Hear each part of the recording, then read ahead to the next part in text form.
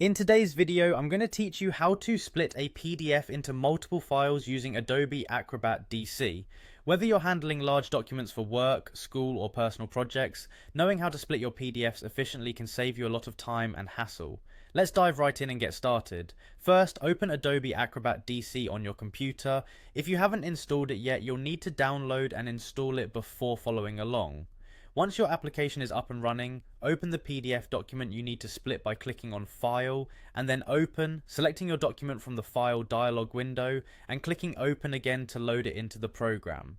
Once your document is open, navigate to the All Tools tab, located on the top left corner, or sometimes the right sidebar depending on your interface settings. Here, you'll find a collection of tools that Adobe Acrobat offers. Look for Organize Pages. It's usually represented by a grid icon. Click on it to proceed. Now you'll see various options to manipulate your document pages. Direct your attention to the top menu and click on the Split button. This action sets the stage for dividing your document into manageable parts. A set of splitting options will be presented to you.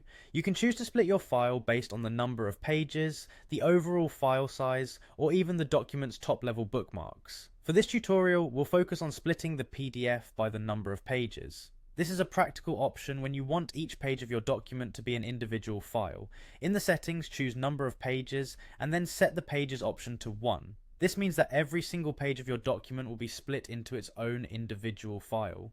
Once you're satisfied with your settings, click on the Split button to initiate the process. Acrobat DC will then start working on dividing the document according to your specifications. Depending on the size of your original document, this may take a moment, so be patient. After Acrobat has completed the task, a confirmation window will pop up, letting you know the process was successful. It will also show you the location where your newly created files have been saved. You can now easily access each page as a separate PDF file from the designated folder on your computer.